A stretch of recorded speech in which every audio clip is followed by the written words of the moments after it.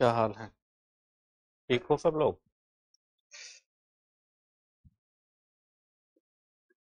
पढ़ रहे हो कि नहीं?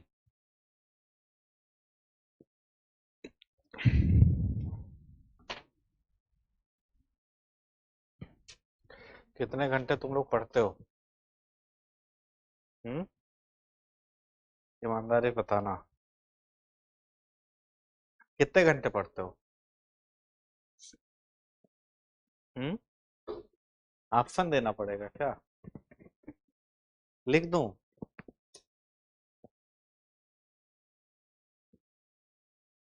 1 घंटा, 2 घंटा, ढाई, 3। इससे ज्यादा कोई नहीं पढ़ता होगा। कि कोई है? कहाँ एग्जिस्ट करते हो यहाँ पे? हम्म? बताओ। या विकल्प बदलना पड़ेगा? 6-7 से शुरू करें? अच्छा, 4। तो मतलब चेंज करना पड़ेगा। कितना? 1.5 घंटे?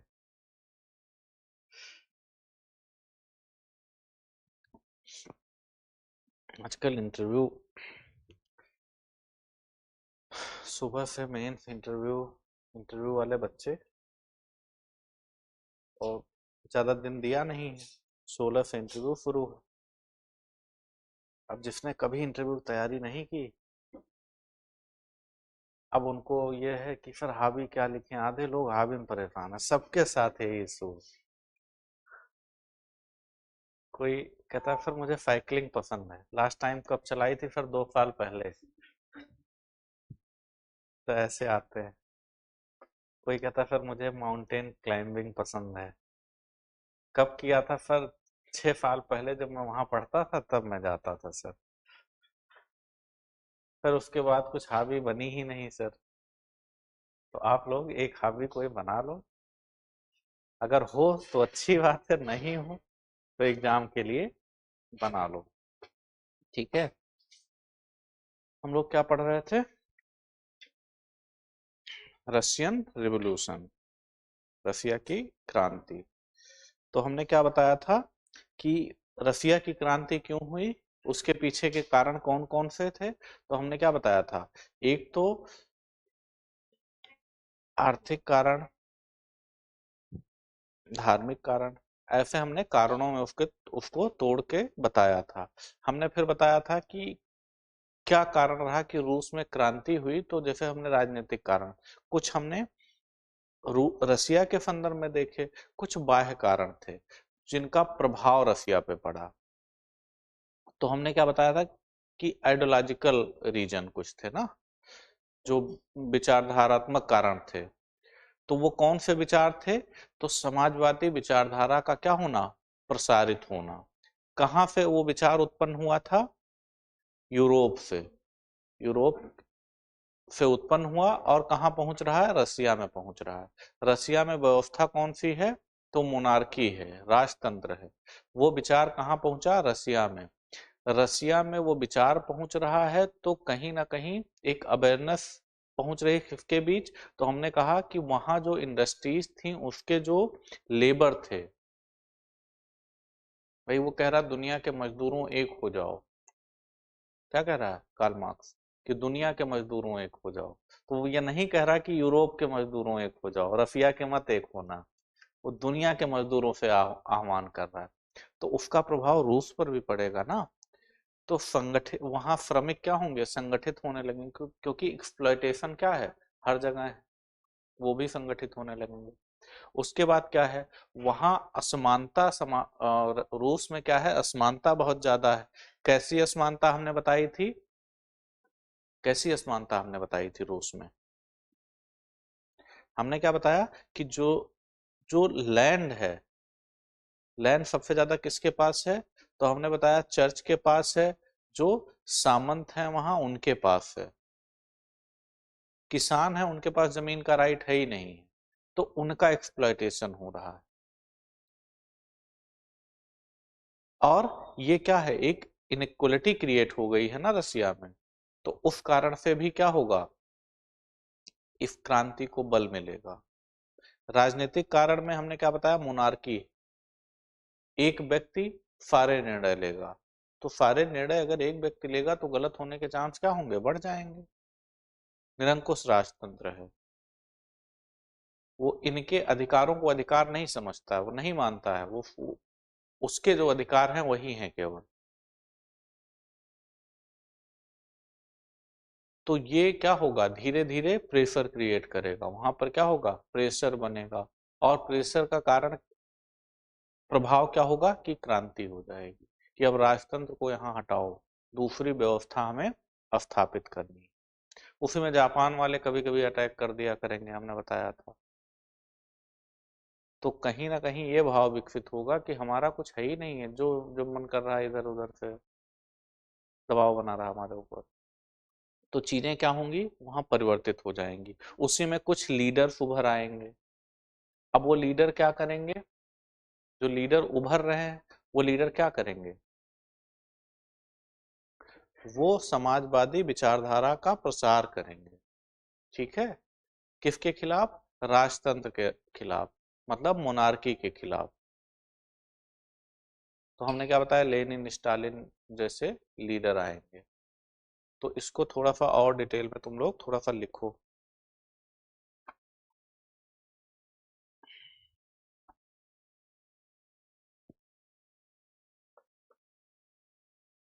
लिखो।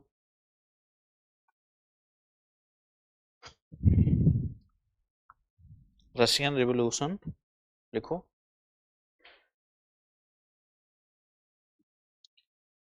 The Russian revolution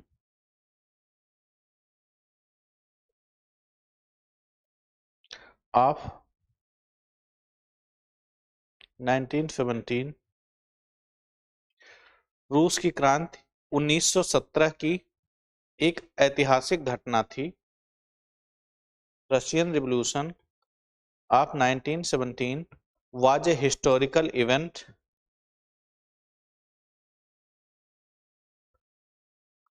was a historical event, एक ऐतिहासिक घटना थी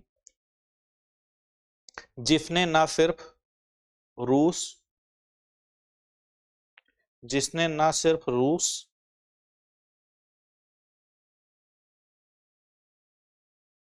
बल्कि पूरे विश्व की राजनीति को बदल दिया।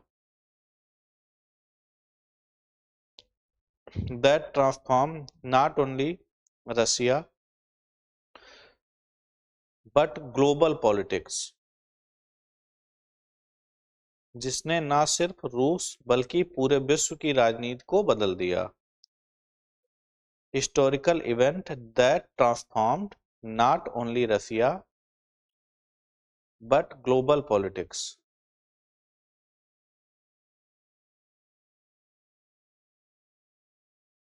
विश्व की राजनीति को बदल दिया। विश्व की राजनीति को बदलने से क्या मतलब होगा कि कहीं ना कहीं जो समाजवादी विचारधारा थी उसका रसिया क्या हुआ, केंद्र बन गया, उसी के द्वारा चाइना में प्रसार हुआ। तो उस समय जो वार था, आइडियोलॉजिकल वार हो जाएगा, एक पूंजीवादी देश होंगे और दूसरे कौन से, समाजवादी देश होंगे। ठीक है, तो ये क्या हुआ, आइडियोलॉजिकल वार क्रिएट हो गया, तो विश्व क्या होगा, दो भागों में बंट जाएगा इस तरह से। तो वही करा कि विश्व राजनीति को बदल दिया। लिखो, इस क्रांति में जार का शासन समाप्त हुआ।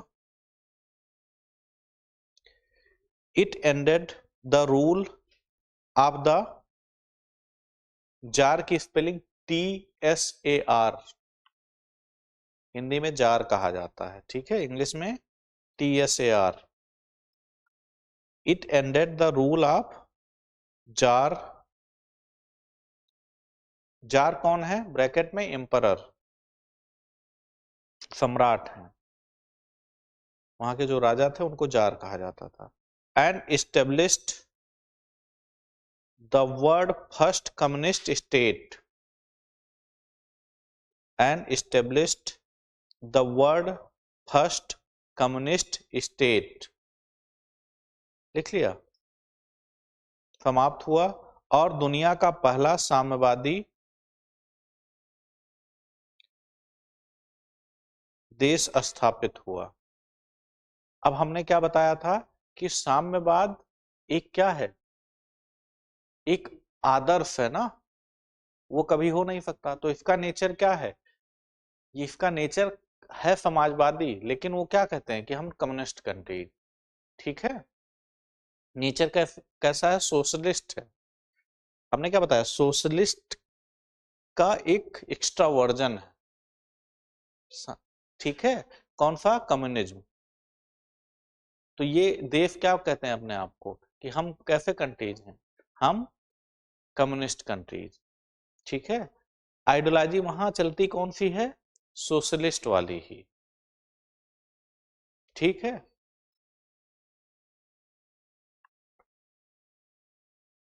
The world first communist state setting the stage, communist राज स्थापित हुआ जिसने 20वीं सदी के शीत युद्ध के युग की नींव रखी। Setting the stage for 20th century cold war era, 20वीं सदी के शीत युद्ध के युग की नींव रखी। शीत युद्ध, शीत युद्ध,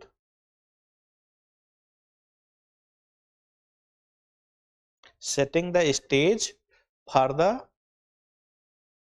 20th century cold war era. अब इसका क्या मतलब हुआ, कोल्ड वॉर एरा का क्या मतलब हुआ, जब द्वितीय विश्व युद्ध चल रहा है तो उसके बाद क्या होगा, द्वितीय विश्व युद्ध के बाद, द्वितीय विश्व युद्ध के बाद होगा ये फर्स्ट वर्ल्ड वॉर है। इस समय जो 1917 में है फर्स्ट वर्ल्ड वॉर चलेगा, ठीक है।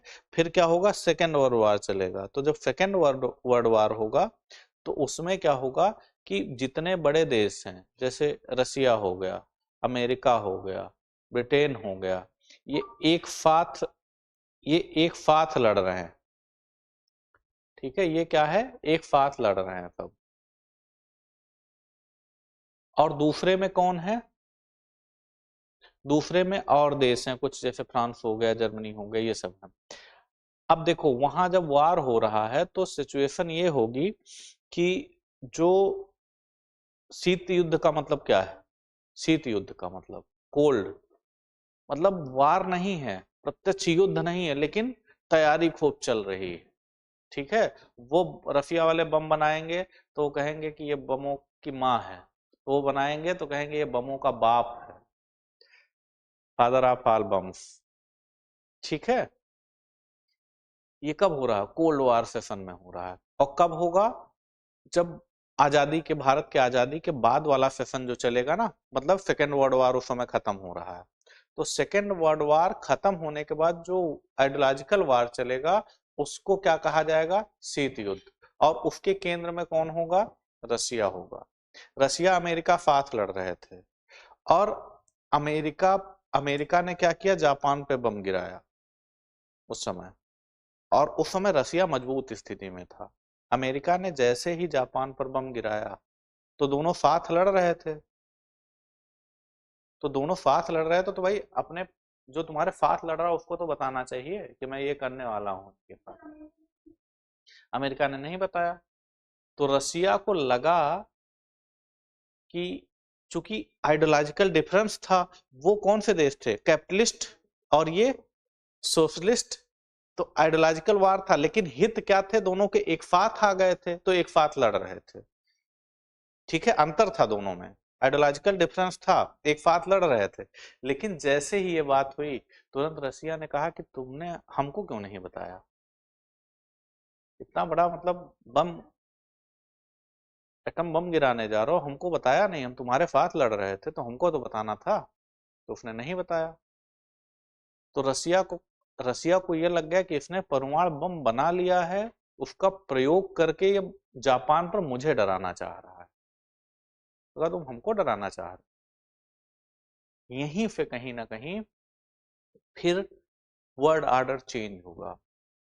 फिर इधर रसिया अपने देशों को संगठित करेगा जो उस आइडियोलॉजी के थे, और उधर अमेरिका अपना देश बनाएगा, तो वो बनाएगा NATO, North Atlantic Treaty organisation.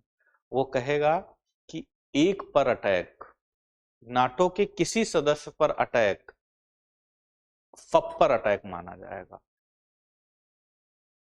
कि मतलब कि मैं इनको एक झापड़ अगर मारता हूं तो पूरी क्लास मुझे मारेगी, तो मैं हिम्मत कर पाऊंगा?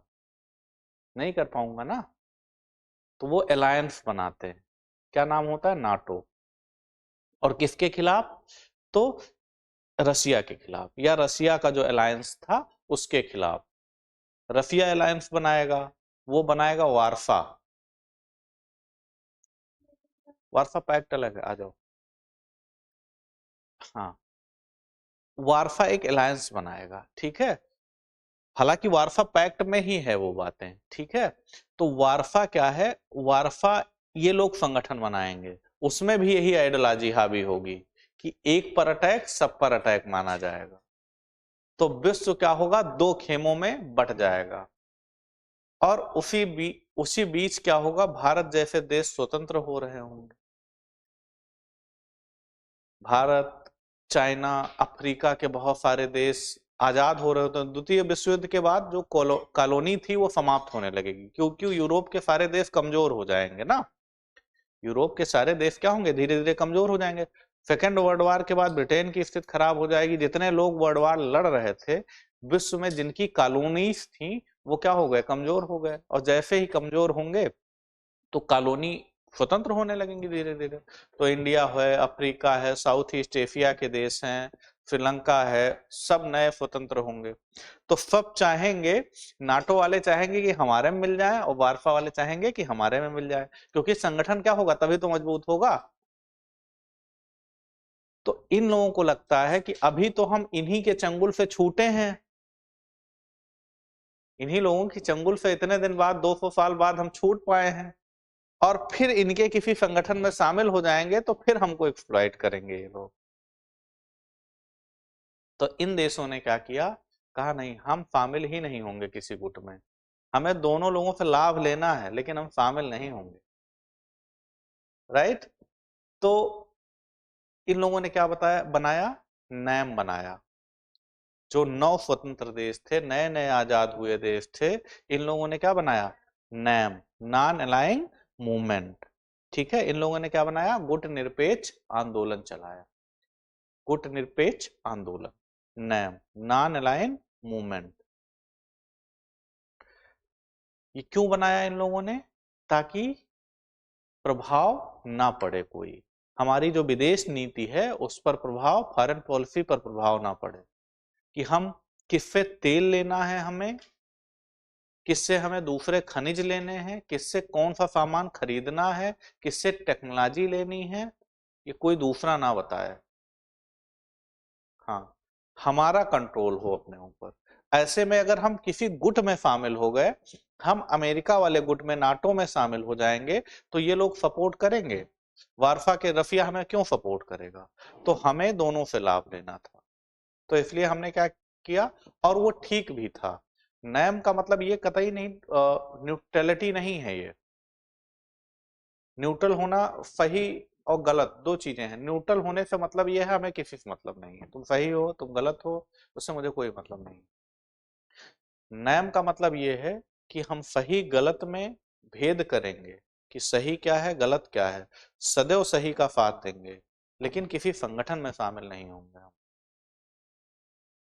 तुमने गलत किया तो हम कह देंगे तुमने गलत किया है, लेकिन ना हम तुम्हारे साथ हैं, ना कि जिनके समर्थन में हमने कहा है कि तुमने गलत किया है, ना हम उसके साथ। सही को सही कहने का सिद्धांत, ठीक है। तो उस समय इजिप्ट, मिस्र आजाद हुआ था, इंडोनेशिया और भारत के प्रधानमंत्री, इन तीनों लोगों का मेन रोल था कि नैम बनाया जाए, कुछ ऐसा संगठन बनाया जाए जिससे हम क्या हो, स्वतंत्र रहे, हमारी विदेश नीति क्या हो, स्वतंत्रता पूर्वक कार्य कर सके। राइट।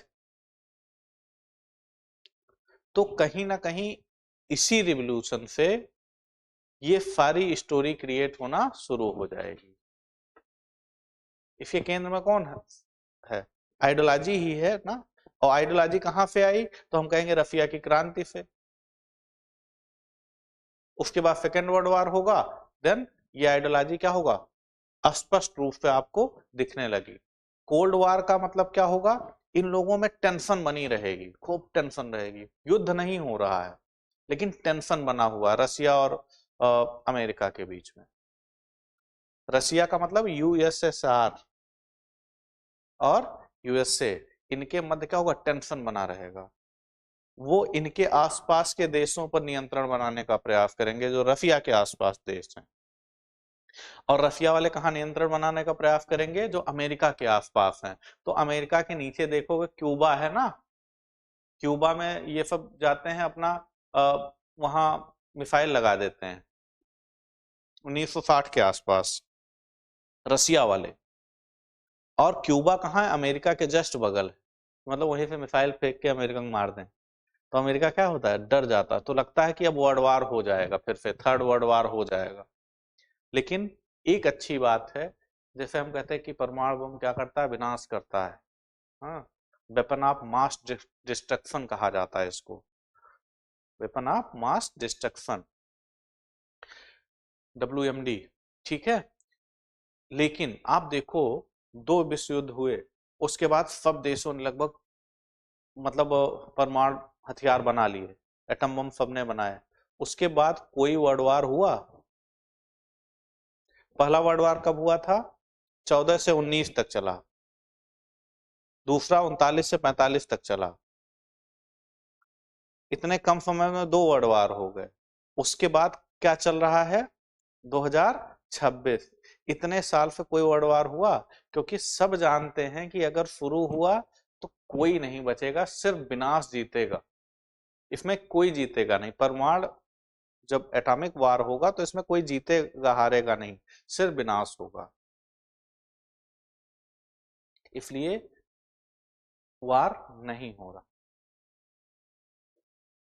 ठीक है, ये सब आप लोग और डिटेल में पढ़ोगे, एग्जाम में क्वेश्चन भी आता है यहाँ से। तो ये कहाँ से क्रिएट हो रहा है? रशियन रिवॉल्यूशन से टेंशन, रशियन रिवॉल्यूशन होगा, रशिया देश बनेगा, उसके बाद चीजें शुरू हो जाएंगी। अब इसमें मुख्य कारण क्या थे उसको लिखते चलो, थोड़ा सा और लिखो। इसमें लिखो main causes of Russian revolution. देखो, एक आंसर को हम कई तरफ तोड़ सकते हैं, जैसे हमने तुम कल बताया सामाजिक आर्थिक राजनीतिक अलग अलग कारणों में बताया। आज मैं अलग तरह से बताऊंगा इसको। ठीक है, ये आपकी समझ विकसित करता है कैसे एक आंसर को कई तरफ तोड़ सकते हो। हेडिंग अपने हिसाब से बनाओ, क्या दिक्कत है? कंटेंट हमारा अपना होना चाहिए उसमें। लिखो जैसे, लिखो सोशियो इकोनॉमिक इनइक्वलिटी, पहला हेडिंग छोटा सा। सामाजिक आर्थिक असमानता,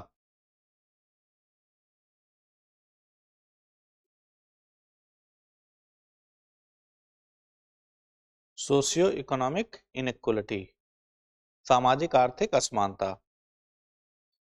देखो, Russian society was divided into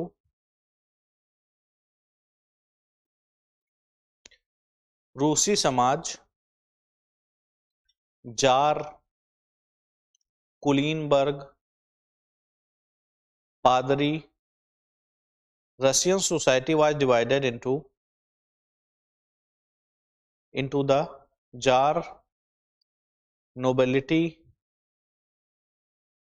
nobility का मतलब कुलीनबर्ग, जार, नोबिलिटी, क्लर्गी, क्लर्गी का मतलब पादरी, मर्चेंट्स, व्यापारी, पीजेंट्स, किसान,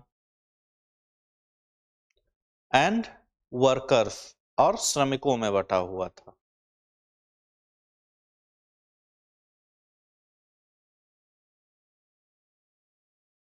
व्यापारी, किसान और श्रमिकों में बटा हुआ था। लिखो the majority bare poor peasants, अधिकांश लोग गरीब किसान थे। The majority bare poor peasants, while all wealth while all wealth and land were concentrated in the few hands, अधिकांश लोग गरीब किसान थे जबकि सारी संपत्ति और भूमि कुछ लोगों के पास थी।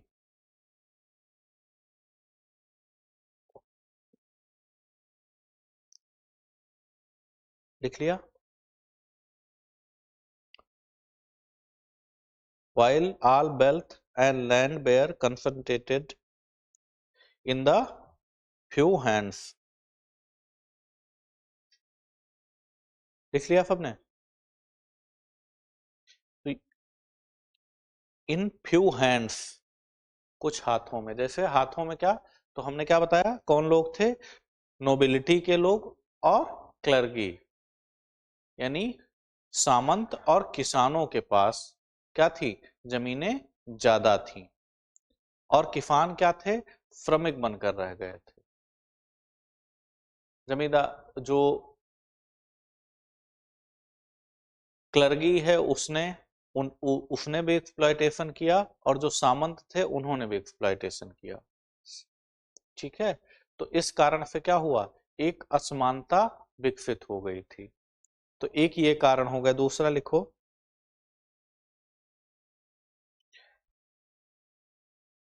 अगला लिखो,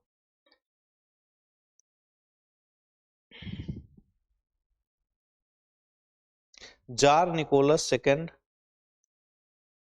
was an autocratic and incompetent ruler। Tsar Nicholas द्वितीय की दुर्बल सरकार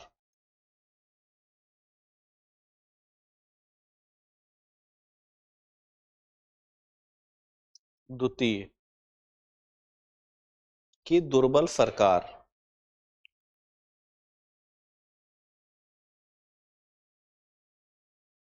tsar Nicholas second was an autocratic and incompetent ruler।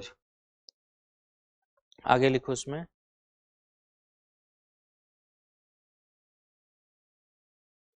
Autocratic निरंकुश, जार निकोलस द्वितीय एक निरंकुश और अयोग्य शासक था। इनकम्पिटेंट एक निरंकुश और अयोग्य शासक था। वह जनता की समस्याओं को नहीं समझता था। He was out of touch with public problems।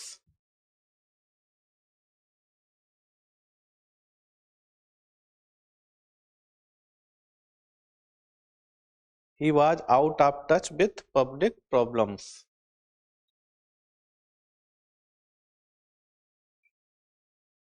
and often used repressive policies। वह जनता की समस्याओं को नहीं समझता था और अक्सर दमनकारी नीतियों का इस्तेमाल करता था।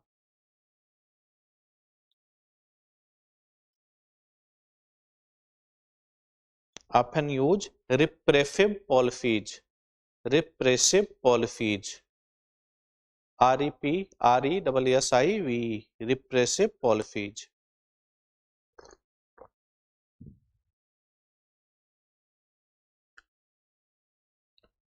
अगला लिखो, इसमें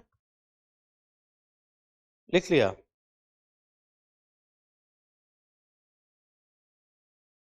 दमनकारी नीतियों का इस्तेमाल करता था। अगला लिखो, impact of world war first, प्रथम विश्व युद्ध का प्रभाव, प्रथम विश्व युद्ध का प्रभाव।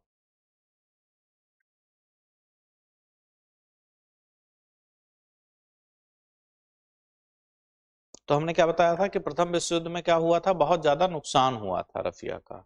ठीक है, इस कारण से भी बहुत ज्यादा नाराजगी थी। फर्स्ट वर्ल्ड वार में क्या हुआ था, बहुत ज्यादा नुकसान हुआ था। कल मैंने डिटेल में बात की थी कि जब युद्ध होता है तो रिसोर्स क्या होते हैं, मोबिलाइज होते हैं, और जो जनता पर खर्च करना है वो युद्धों में खर्च होता है। तो ऐसे में क्या होगा, बहुत सारी क्राइसिस क्रिएट होने लगती है देश में। यही स्थिति उस समय क्या थी, रसिया में थी। लिखो, युद्ध में रूस की भारी हार हुई।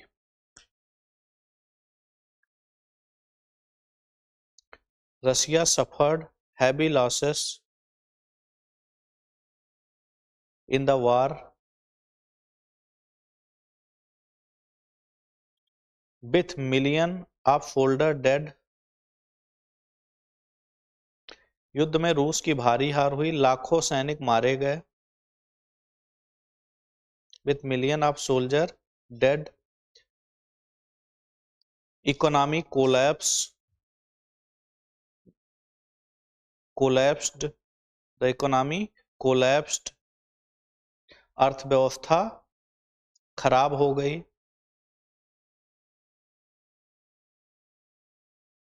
The economy collapsed leading to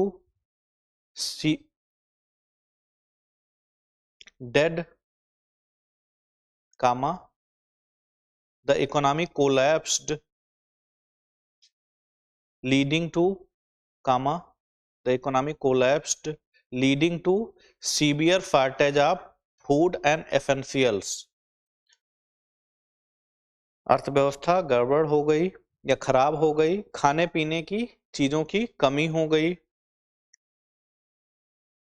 जिससे गहरा जनता में गहरा असंतोष फैला।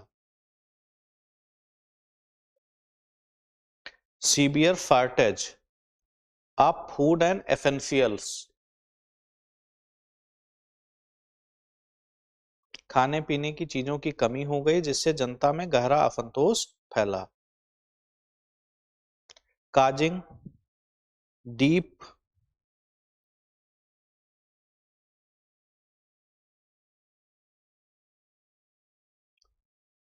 Public discontent. Causing deep public discontent मतलब असंतोष। Causing deep public discontent.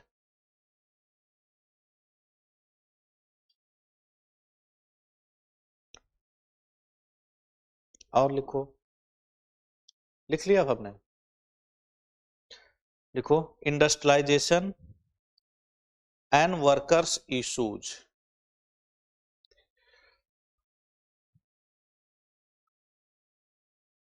औद्योगिकरण और श्रमिकों के मुद्दे।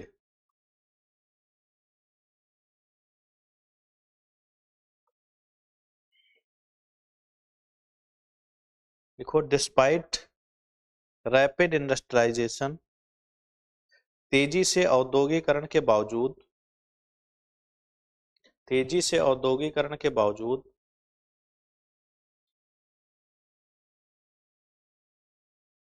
औद्योगिकरण के बावजूद कारखानों में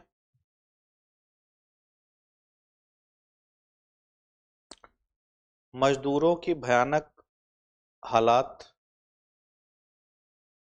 Despite rapid industrialization, factory workers faced terrible condition, terrible condition, TERRIBLE, terrible condition,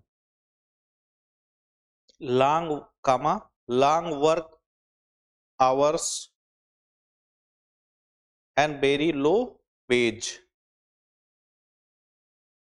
कारखानों में मजदूरों की के भयानक हालात, लंबे समय तक काम और बहुत कम मजदूरी मिलती थी।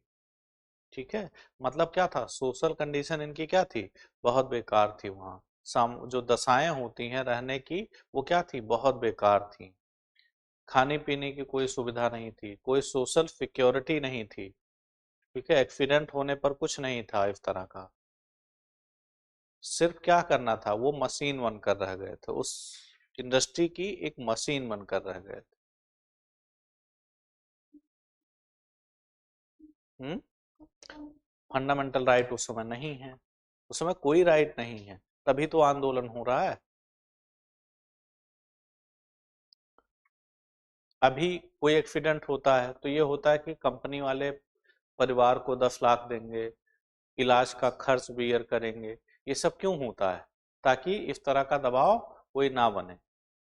और फिर वेलफेयर स्टेट है, माना जाता है कि कंपनी का वो एम्प्लॉई कंपनी का एसेट माना जाता है। तब क्या था, तब अलग चीजें थी। ठीक है, ये खराब हो, ये मशीन का पुर्जा खराब, इसको अलग करो, फिर दूसरा है मुश्किल। ठीक है, तो मानव को वहां मानव नहीं समझा जाता, तो विद्रोह कहीं ना कहीं होगा, क्योंकि यूरोप में सारी चीजें हो चुकी, तो उसका प्रभाव कहाँ होगा? रसिया पर होगा। आगे लिखो, स्प्रेड ऑफ पॉलिटिकल आइडियाज, राजनीतिक विचारों का प्रसार।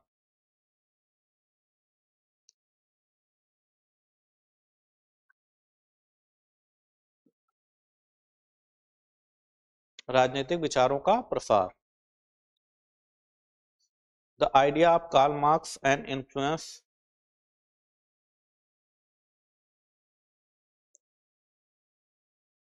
Of socialist party, Karl Marx के साम्यवादी विचार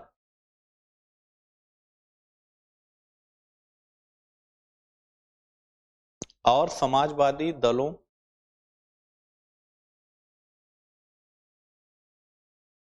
सोशलिस्ट, लिखा the ideas of Karl Marx and influence of socialist party, bracket में लिखो like Bolshevik and Menshevik. Bolshevik BOLSHEVIK, Bolsheviks and Mensheviks MENSHEVIKS, Bolshevik और मेनशेविक विचार और समाजवादी दलों जैसे बोल्शेविक और मेनशेविक के प्रभाव से लोगों में क्रांति की भावना पैदा हुई। Socialist party like Bolshevik and Menshevik fostered revolutionary sentiment among the people,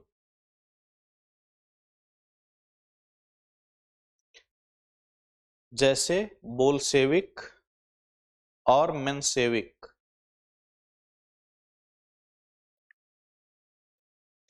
के प्रभाव से लोगों में क्रांति की भावना पैदा हुई। Fostered revolutionary sentiment among the people,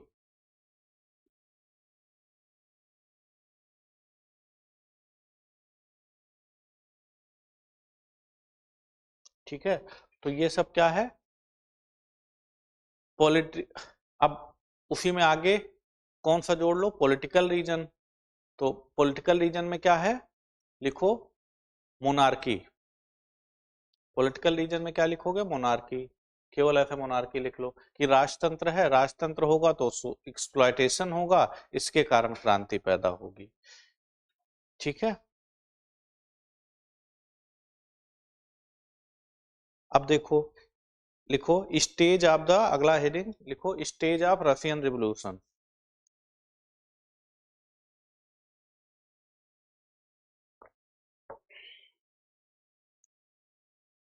stage of Russian revolution.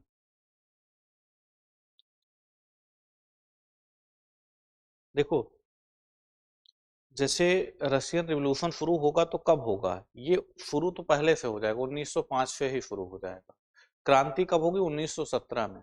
तो पहला हमने क्या बताया था कि एक कोई पादरी होते हैं, वो क्या करते हैं, जाते हैं कि हम राजा के पास जा रहे हैं, जार के पास जा रहे हैं, और एप्लीकेशन लेके जाते हैं। तो जार क्या कहता है? कहता है गोली मार दो इनको। तो क्या होगा? विद्रोह शुरू हो जाएगा ना। तो वो शुरू हो जाएगा 1905 में ही, प्रभाव धीरे धीरे बढ़ेगा इसका। ठीक है, तो लिखो इसमें, इसमें लिखा ना स्टेजेज ऑफ रशियन रिवॉल्यूशन, लिखो स्टेज फर्स्ट, चरण 1 1905 की क्रांति।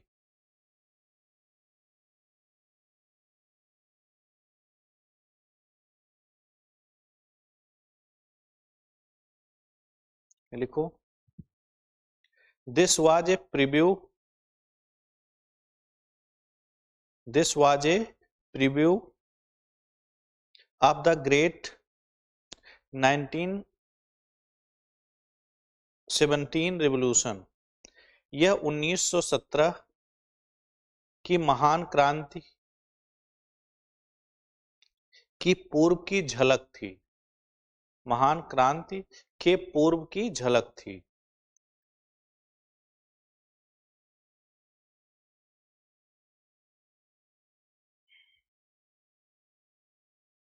यहाँ क्या था, संडे का दिन था जिस दिन गोली चलाई गई थी। ये हुआ कि जार बैठे होंगे, संडे का दिन है, ठीक है, उनसे जो है एप्लीकेशन दे देंगे। तो जब गोली चला दी गई तो उसको कहा जाता है ब्लडी संडे, ठीक है। तो लिखो, पुल स्टॉप लिखा ना, 1917 रिवॉल्यूशन, पुल स्टॉप लिखो, ऑन इन्वर्टेड कामा में bloody Sunday peaceful, inverted comma में ऑन इन्वर्टेड कामा में bloody Sunday peaceful protester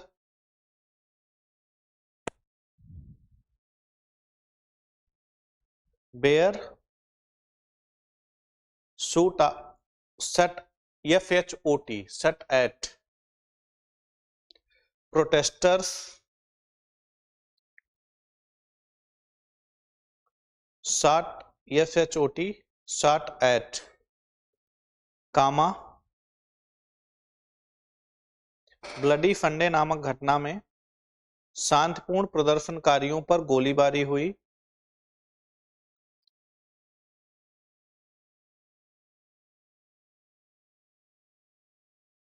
bloody Sunday नामक घटना में शांतिपूर्ण प्रदर्शनकारियों पर गोलीबारी हुई,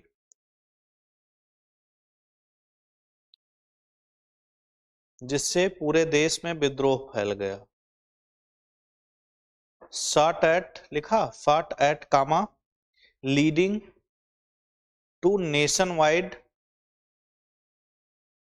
rebellion,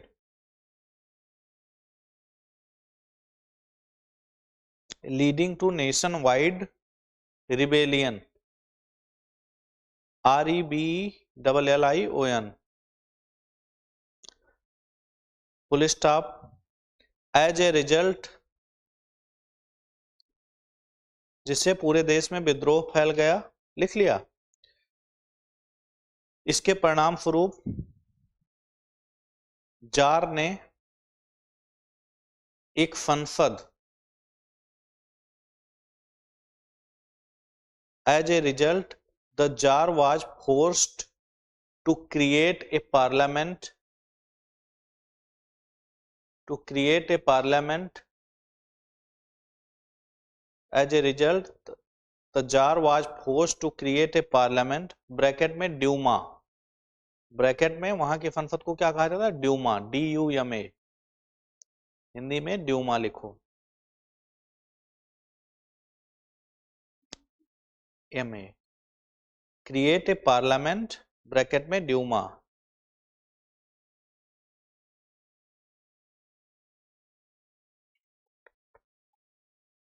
but its power were limited. इसके परिणाम स्वरूप जार ने एक संसद ड्यूमा बनाने के लिए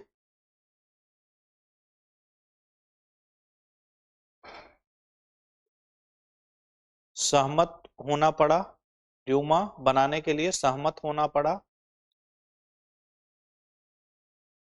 लेकिन इसकी शक्ति सीमित थी, मतलब पावर उतना उसने दिया नहीं।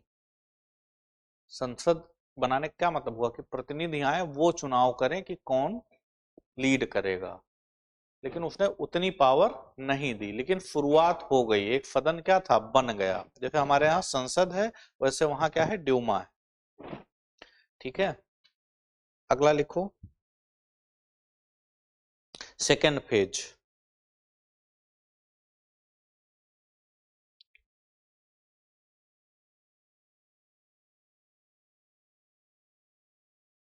सेकेंड फेज लिखो। इन मार्च 1917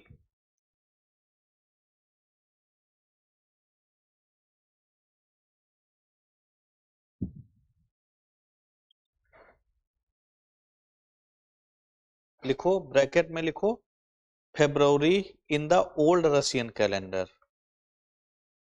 मतलब मार्च क्या है, ये आधुनिक उसके हिसाब से, उस समय जो रसिया में कैलेंडर चलता था उससे उसके हिसाब से क्या था, फेब था। ठीक है, लिखो ब्रैकेट में February in old Russian calendar,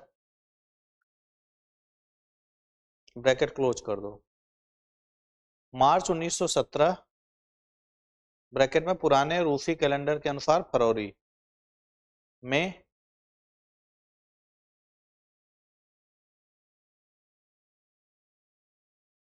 in the old Russian calendar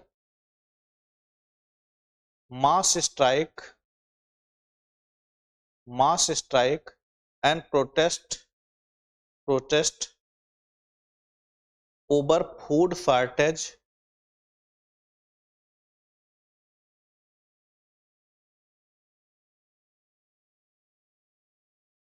food shortage है, उसके बाद कामा या food shortage and people against the war,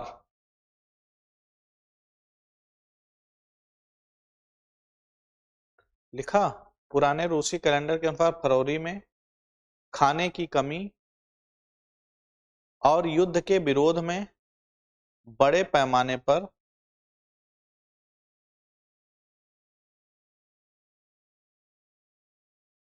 प्रदर्शन हुए।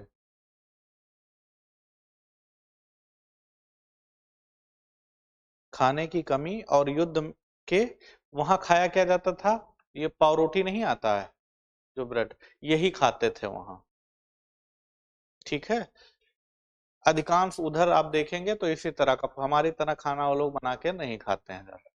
ठीक है, तो उसकी भी क्या हो गई थी, वहां क्राइसिस हो गई थी।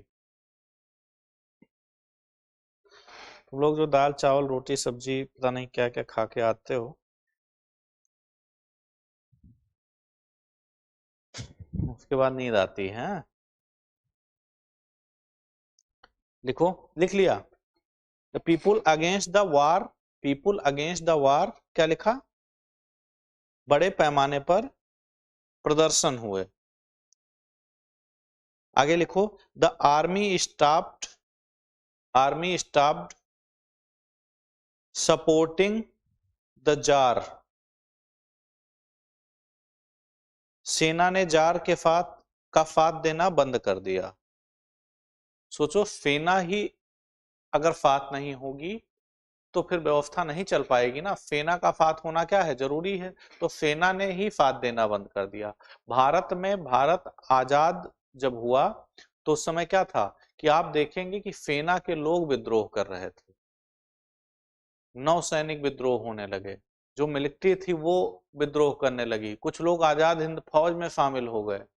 तो जब सेना ही, जिसके बल पर आपकी देश की व्यवस्था चल रही है, वही विद्रोह करने पे आमादा है, जिसने लॉ एंड ऑर्डर मेंटेन करा हुआ है वही विद्रोह कर रही है। तो ऐसे में शासन करना उस देश में क्या होगा, न्याय संगत नहीं होगा फिर। तो वही स्थिति यहां उत्पन्न हो जाएगी, सेना ही साथ देना बंद कर देगी।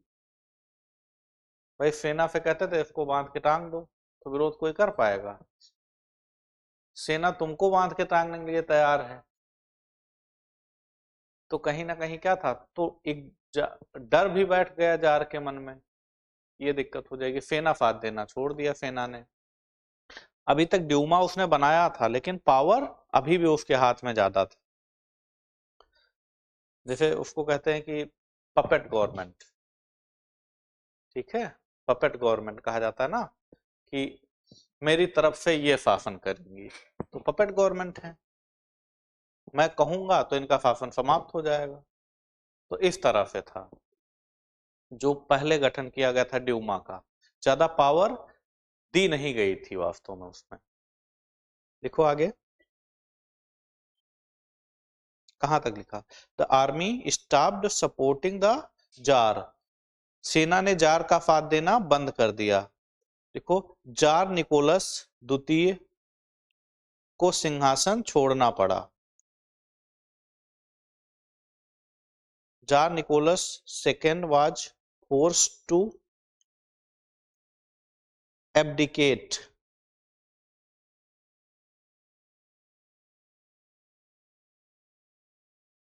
Second was forced to abdicate.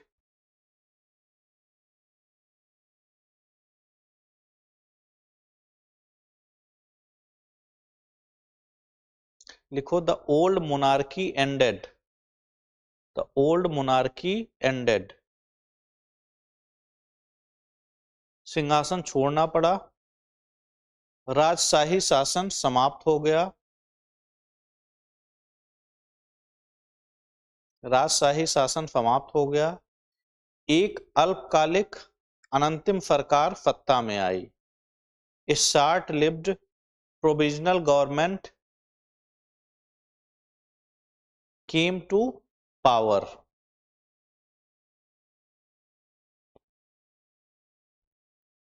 A short-lived provisional government came into power. एक अल्पकालिक अनंतिम सरकार सत्ता में आई। अनंतिम सरकार का क्या मतलब हुआ कि सपोज करो अभी चुनाव होना है, तो चलो कुछ लोगों को सत्ता दे देते हैं। अंग्रेज क्या किए थे? अंग्रेज जा रहे थे जब भारत से, तो अनंतिम सरकार बनाई थी ना, प्रोविजनल गवर्नमेंट उन्होंने बनाई। तो नेहरू को सत्ता सौंप दी कि लो चलाओ, चुनाव कराओ। फिर तो क्या हुआ, कहीं ना कहीं वही प्रक्रिया वहां भी दोहराई गई। तो यहां भी यही किया गया। ठीक है, तो एक अनंतिम सरकार क्या की गई थी, बना दी गई। अब लिखो अगला, stage third, the October revolution. इसको अक्टूबर क्रांति भी कहा जाता है। स्टेज थर्ड कामा अक्टूबर क्रांति 1917। इसको क्या कहा जाता है? अक्टूबर रिवोल्यूशन कहा जाता है। लिखो, this was the actual communist revolution. यह वास्तविक साम्यवादी क्रांति थी।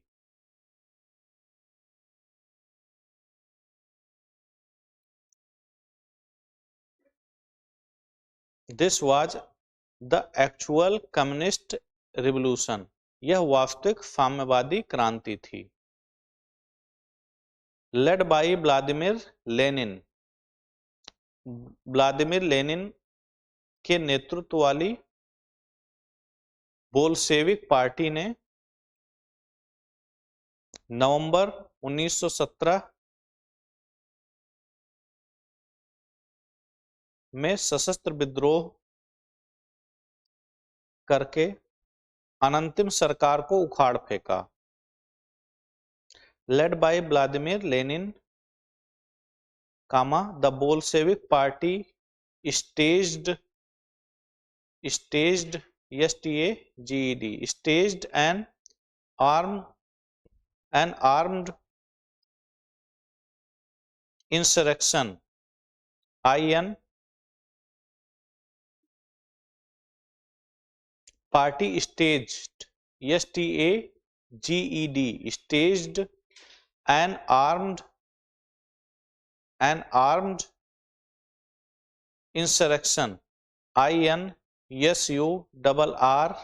INSURRECTION in October 1917। लिखा, बोल्शेविक पार्टी ने अक्टूबर 1917 में सशस्त्र विद्रोह करके अनंतिम सरकार को उखाड़ फेंका। अनंतिम सरकार को उखाड़ फेंका। अनंतिम सरकार का क्या मतलब? प्रोविजनल गवर्नमेंट जो बनाई गई थी उसको इन्होंने क्या किया, हटा दिया। लिखो,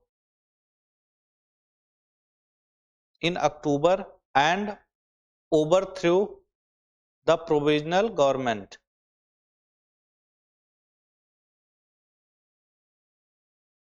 and overthrew the provisional government.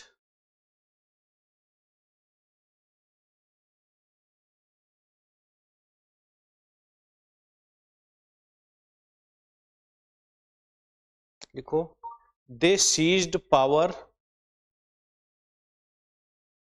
They seized, FEIZED, they seized power and established a new Soviet government.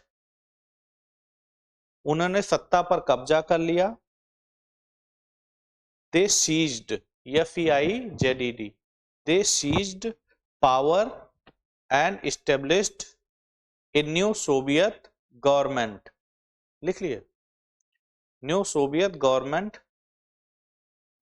with the slogan peace, land and bread. उन्होंने सत्ता पर कब्जा कर लिया और शांति, जमीन और रोटी के नारे के साथ एक नई सोवियत सरकार की स्थापना की। एंड ब्रेड के नारे के साथ एक नई सोवियत सरकार की स्थापना हुई। जैसे हम लोग पढ़ रहे हैं, क्या इतना आसानी से चीजें हो रही? इतना आसानी से नहीं हो रही। ये जो विवाद हो रहा है, इसमें तो 4-10 हजार लोग निपटाए जा रहे हैं। युद्ध जैसा माहौल, किसी को हटा देना सत्ता पर, इतने बड़े देश में किसी को सत्ता पर हटाना और ऐसे हटा दिया जाएगा तो बहुत सारे इसमें मर्डर खूब होंगे। उसके बाद क्या होगा, वहां गृह युद्ध शुरू हो जाएगा। क्या होगा? गृह युद्ध को हम लोग क्या कहते हैं? Civil war. तो लिखो, फोर्थ स्टेज, फोर्थ स्टेज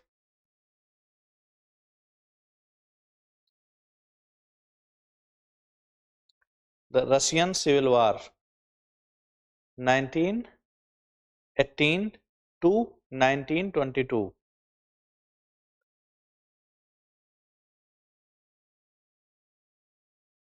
लिखो, a civil war started between वो 1922, 1918 से 1922 तक।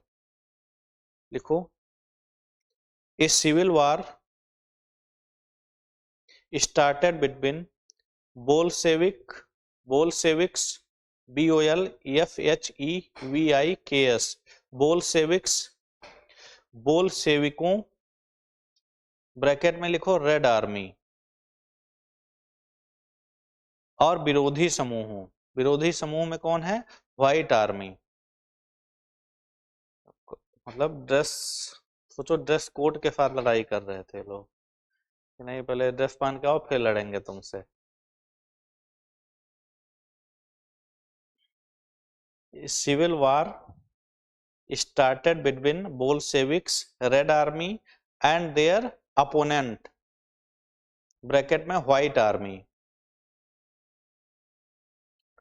बोल्शेविकों, रेड आर्मी और विरोधी समूहों, ब्रैकेट में व्हाइट आर्मी के बीच एक भयंकर गृह युद्ध हुआ, छिड़ गया, भयंकर गृह युद्ध छिड़ गया। बोल्शेविकों ने अंततः जीत हासिल की।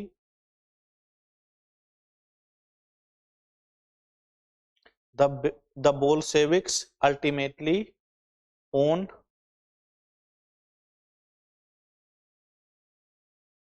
the Bolsheviks ultimately won, but it caused immense destruction,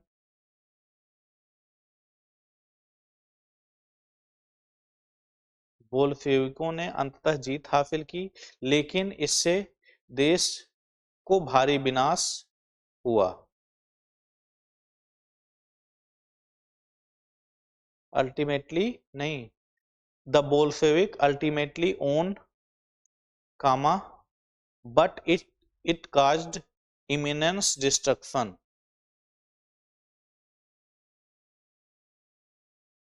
लेकिन इसमें इससे देश में भारी विनाश हुआ।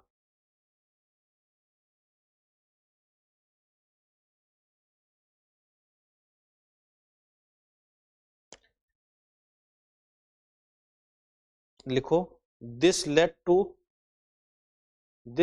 To the formation of the Union of Soviet socialist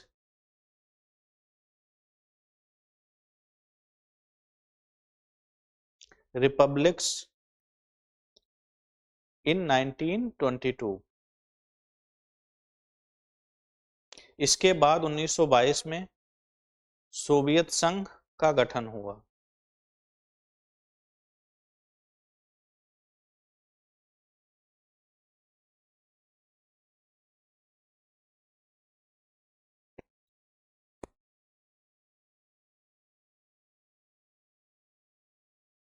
ठीक है, तो ये क्या हुआ, रसिया की क्रांति। तो क्या होगा, पहले पहले चरण में क्या हो रहा है, पहले चरण में जार जार ने क्या किया है, ड्यूमा का गठन किया है। दूसरे चरण में क्या हुआ है, सेकंड फेज में 1917 में क्रांति हुई है। फिर एक और चरण उसी में अक्टूबर में आया है, उसमें क्या हुआ है, बोल्शेविक जीत जाएंगे। फिर फाइनली वहां गृह युद्ध शुरू हो जाएगा। तो बोल्शेविक के विरोधी जो गुट थे, बोल्शेविक कौन है, बोल्शेविक कम्युनिस्ट आइडियोलॉजी के हैं। इसके बाद का जो वो है वो क्या है, अलग है।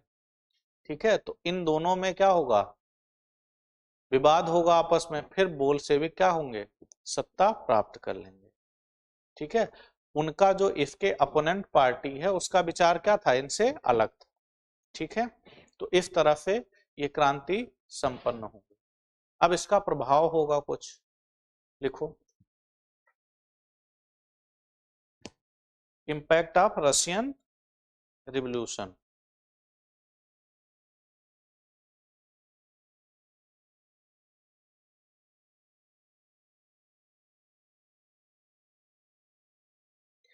तो यूरोप पर प्रभाव लिखो, इम्पैक्ट ऑन यूरोप, यूरोप पर क्या प्रभाव पड़ेगा।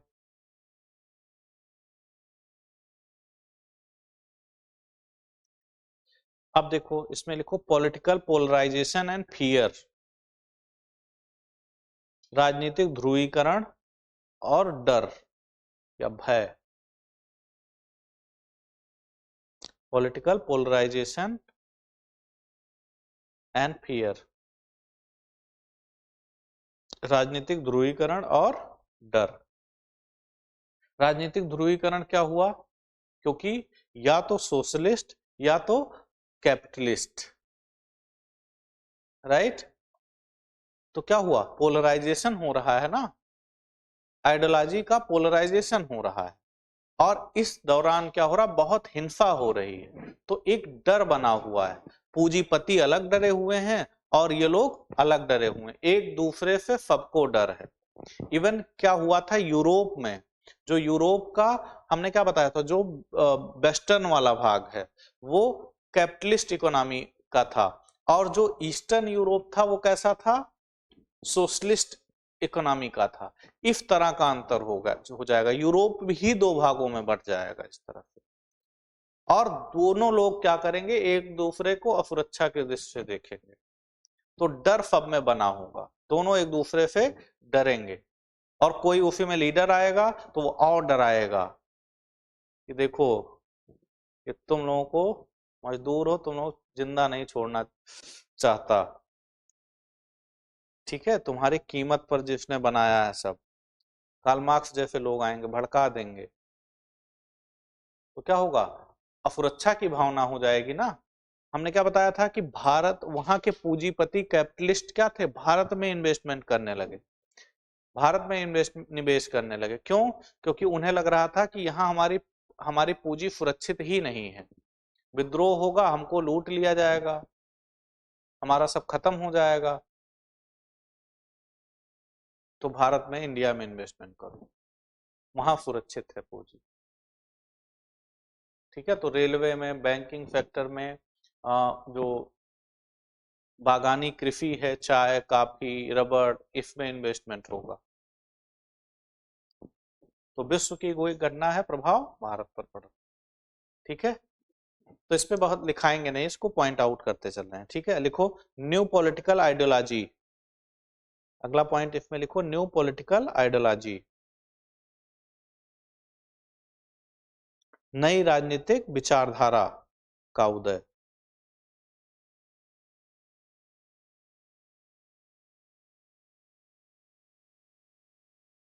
अब क्या हुआ, जो कम्युनिज्म है यहाँ वो पावरफुल आइडियोलॉजी के रूप में उभर रहा है ना। तो एक विचारधारा है, पहले पूंजीवाद था, तो समाजवाद और साम्यवाद नहीं था, सिर्फ पूंजीवाद था। तो कहीं ना कहीं विचारधारा का उदय हो रहा है ना, तो उसको लिखो।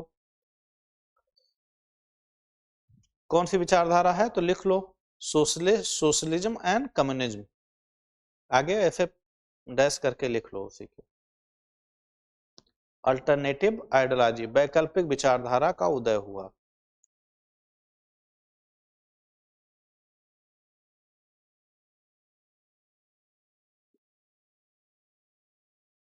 पहले ट्रेडिशन वहां का क्या था, लिबरलिज्म था ना, उदारवादी व्यवस्था थी, और दूसरा पूंजीवादी। उसके जगह पे क्या हुआ, कम्युनिज्म आया, सोशलिज्म आया, तो अल्टरनेटिव आइडियोलॉजी है ना। और लिखो foundation, foundation of the cold war, अगला लिखो foundation of the cold war.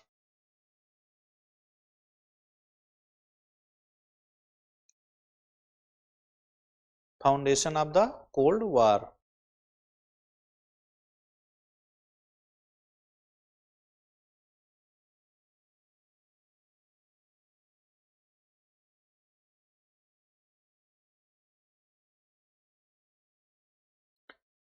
तो ये प्रभाव कहाँ होगा, यूरोप पर प्रभाव होगा इसका, और भी बहुत सारे प्रभाव पड़ेंगे, क्योंकि क्या हो रहा है, हिंसा हो रही है, वायलेंस हो रहा है।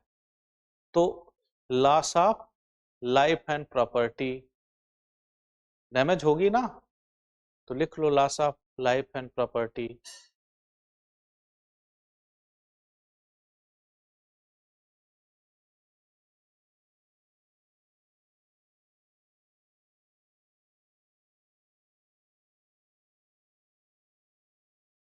अब लिखो इम्पैक्ट ऑन, लिखो अगला हेडिंग इम्पैक्ट ऑन वर्ल्ड, विश्व पर प्रभाव। तो ऐसा तो है नहीं कि केवल यूरोप पर प्रभाव पड़ेगा, पूरे विश्व पर प्रभाव पड़ेगा। तो लिखो इम्पैक्ट ऑन वर्ल्ड, विश्व पर प्रभाव। लिखो राइज ऑफ है बाइपोलर वर्ल्ड, राइज ऑफ है बाइपोलर वर्ल्ड।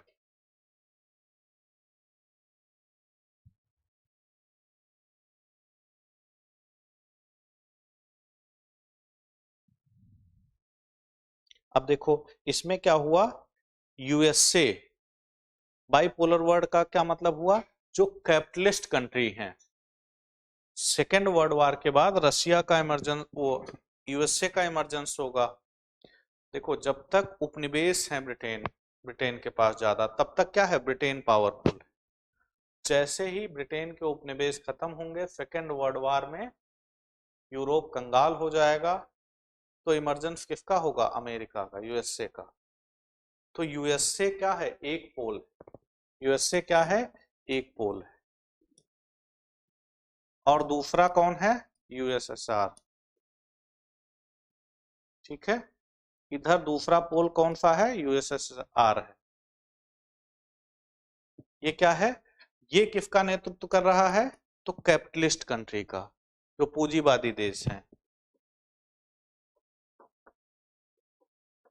कैपिटलिस्ट कंट्री को लीड कौन कर रहा है, यूएसए कर रहा है। जो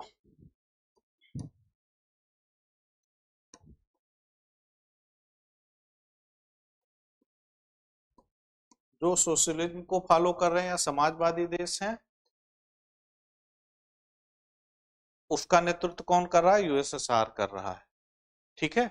तो इसमें क्या होगा, देश बंट जाएंगे। इसके साथ कौन कौन आएगा, तो इसके साथ यूएसए हो गया, प्लस या western, western Europe, western Europe, इसके साथ ईस्टर्न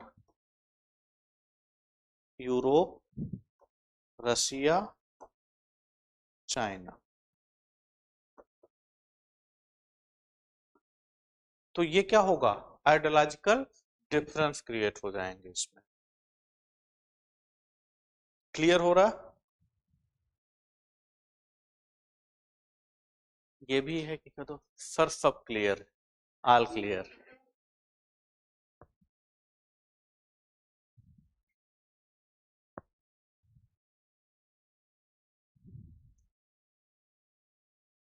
तो क्या हुआ, राइज ऑफ बाइपोलर वर्ल्ड में क्या हुआ, एक पोल कौन सा है, यूएसए, जो कैपिटलिस्ट का नेतृत्व कर रहा है, दूसरा साम्यवादी या समाजवादी, तो वो कौन कर रहा है, यूएसएसआर कर रहा है। तो विश्व क्या हुआ, बाइपोलर हो गया। हमने क्या बताया, जब जापान पर वो अटैक करेगा तुरंत क्या होगा, विश्व दो खेमे में बंट जाएगा। ये लोग क्या बनाएंगे, तो ये सैन्य संगठन बनाएंगे। ये क्या है, आइडियोलॉजिकल डिफरेंस है, लेकिन सुरक्षा करनी है तो ये क्या करा बनाएंगे, ये नाटो बना लेंगे, और ये लोग क्या बनाएंगे, वारसा बना लेंगे। नाटो और वारसा क्या है, सैन्य संगठन है, सैन्य मदद की बात होती है उसमें। ठीक है, ये तो आइडियोलॉजिकल डिफरेंस है ना। लेकिन ये आइडियोलॉजी कब प्रोटेक्ट रहेगी, हमारी विचारधारा कब प्रोटेक्ट रहेगी, जब हमारे पास पावर हो, सैनिक शक्ति हो। मेरे पास सैन्य शक्ति नहीं है तो क्या मेरी विचारधारा प्रोटेक्ट रह सकती है? तिब्बत वाले, तिब्बत वाले किसके प्रभाव में आए, बौद्ध धर्म के प्रभाव में आए, अहिंसक धर्म है, तलवार उन लोगों ने रख दिया, चीन वालों ने कब्जा कर लिया। बात समझ पा रहे हो कि नहीं, कहाँ रह गई विचारधारा? तो विचारधारा को जीवित रखने के लिए क्या चाहिए, पावर चाहिए, शक्ति चाहिए। तो ये लोग क्या करेंगे कि इनका जो पूंजीवाद है वो जीवित रहे, विश्व में इनका प्रभाव रहे, तो क्या बना लेंगे, NATO, North Atlantic Treaty Organisation. ये क्या बनाएंगे, वारसा बना लेंगे। इसके साथ भी कुछ देश होंगे, एक पर अटैक सब पर अटैक माना जाएगा। सामूहिक सुरक्षा की अवधारणा, सामूहिक सुरक्षा की अवधारणा है। अब चीजें क्या हैं, जुड़ रही हैं ना। ये हम आइडियोलॉजी की बात कर रहे थे, अभी हम पावर की बात करने लगे।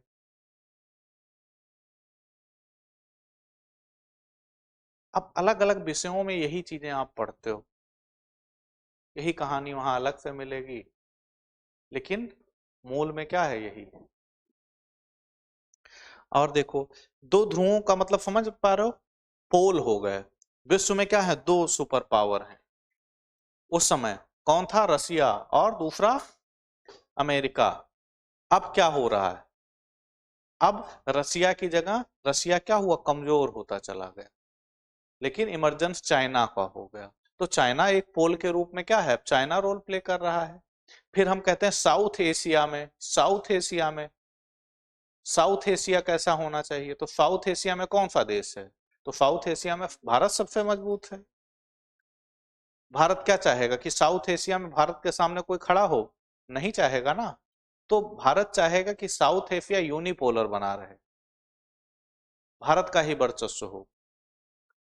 अमेरिका क्या चाहेगा कि विश्व जो है यूनिपोलर बना रहे, मैं ही रहूं वहां बस और कोई ना रहे, जो मैं कहूं वह सब सुने। तो अमेरिका क्या चाहेगा, विश्व यूनिपोलर बना रहे। चीन क्या चाहेगा, विश्व बाइपोलर बने, उधर अमेरिका तो इधर मैं हूं। ठीक है, अमेरिका क्या चाहेगा कि चाइना को वहां एशिया में संतुलित करने के लिए किसको खड़ा किया जाए, इंडिया को। तो इंडिया क्या हो, तो एशिया कैसा चाहिए, अमेरिका क्या चाहिए, अमेरिका को एशिया कैसा चाहिए, बाइपोलर चाहिए, चीन के सामने भी कोई खड़ा हो। तो ये पावर का बैलेंस है, इसी से वर्ल्ड ऑर्डर जो है चलता है।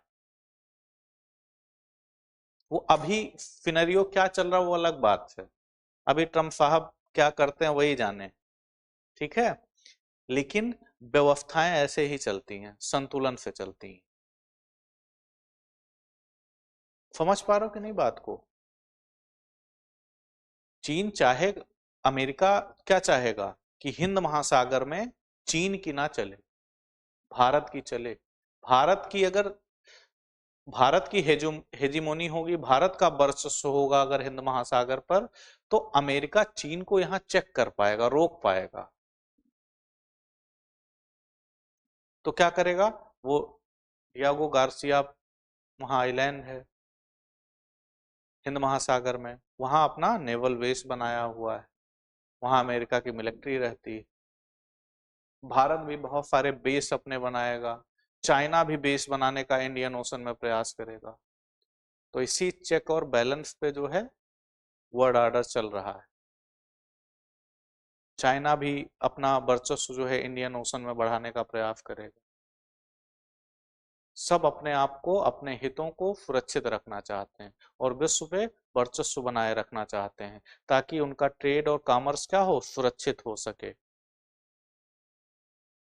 भारत वाले इंडियन ओशन रिम बनाएंगे, उससे कहेंगे क्या कर रहे हो, किस तरह का, चीन वाले पूछेंगे किस तरह का संगठन बनाए हो तुम लोग, तो कहें हम वो डकैती रोकने के लिए बनाए हैं। वो सोमालिया वाले जो है शिप लूट लेते हैं ना, उनका कुटीर उद्योग है ये, ठीक है, वो शिप लूट लेते हैं। तो इंटरेस्ट क्या है कि जो क्षेत्रीय शक्तियां हैं हिंद महासागर के आसपास की, जैसे अफ्रीका, कोस्टल अफ्रीका के देश हैं, इनको मिला के एक सैन्य संगठन बनाना। नाम किसका देते हैं हम लोग, सुरक्षा का, कि हम लोग सामूहिक सुरक्षा कर रहे हैं हिंद महासागर की। इंटरेस्ट कुछ और है। भारत वाले दक्षिण चीन सागर में चले जाएंगे, और दक्षिण चीन सागर को क्या कहता है, चाइना क्या कहता है कि हमारा है, ये हमारा है सर, ये वन चाइना का पार्ट है। और उधर वियतनाम वाले कहते हैं दक्षिण चीन सागर हमारा भी, हमारी टेरिटरी लगती है, हमारा भी है। तो भारत वाले क्या करेंगे कि तुम इंडियन ओशन में आते हो तो मैं भी वहां आऊंगा। तो ये जाएंगे, वहां की कंपनी है वियतनाम की, पेट्रो वियतनाम, उसके साथ वहां तेल ओल निकालेंगे दक्षिण चीन सागर में। चीन वाले पूछेंगे क्या कर रहे हो, अगर हम तेल निकाल रहे हैं यहाँ दक्षिण चीन सागर से। तेल 10 लीटर निकालेंगे और सेना ढेर सारी जाएगी, इरिटेट करना है वो, क्योंकि वो भी कर रहे हैं। वो आएंगे यहाँ हम्बनटोटा बंदरगाह पर, हम्बनटोटा बंदरगाह किसका है, चाइना का नहीं, श्रीलंका का, राइट, श्रीलंका का पोर्ट है। चाइना वहां कहेगा हम यहाँ विकास करेंगे, तो वहां वो विकास करेगा तो भारत को मिर्ची लगेगी, क्योंकि बॉर्डर पर है। बॉर्डर पर चाइना की सेना खड़ी हो तो हम सुरक्षित कैसे महसूस करते हैं, तो इन्हें भी दिक्कत होगी। जापान में का एक पोर्ट है चटगांव, कहेंगे ये हम विकसित करेंगे चाइना वाले, तो हमें दिक्कत होगी। उधर पाकिस्तान का एक पोर्ट है, उस पे काम करेंगे चाइना वाले, तो हमें दिक्कत होगी। मालदीव का एक पोर्ट है माले, उस पे चाइना लीज पे ले लेगा तो हमें दिक्कत होगी। तो हमें अपनी सुरक्षा करनी है, हमें वहां भी पहुंचना है। तुम यहाँ आ रहे हो तो हम भी वहां आएंगे, पटाखा वटाखा छुड़ा के चले आते हैं 2 4। तो ये सब चलता रहता है, बहुत सारे संगठन बनते बिगड़ते हैं, सबके अपने अपने हित हैं और हर जगह अलग अलग हित हैं। चाइना हर बात पे हमसे लड़ेगा, लेकिन जैसे इन्वायरमेंटल इशू आएगा तो विश्व में भारत के पीछे वो खड़ा हो जाएगा कि नहीं तुम लीड करो यहाँ, क्योंकि पोल्यूशन वो फैला रहा है ज्यादा। वो जानता है कि हम अगर कहेंगे कुछ तो अभी सब हमको डांट देंगे, तो भारत के पीछे खड़ा हो जाएगा, भारत एक जिम्मेदार देश है। तो वहां सब अपने हित देखते हैं। तो क्या था वर्ड ऑर्डर, क्या हुआ, बाईपोलर हो गया, विश्व पर प्रभाव ना। आगे देखो और क्या होगा, देखो, inspiration for anti colonial movement, उपनिवेशवाद विरोधी आंदोलनों को प्रेरणा।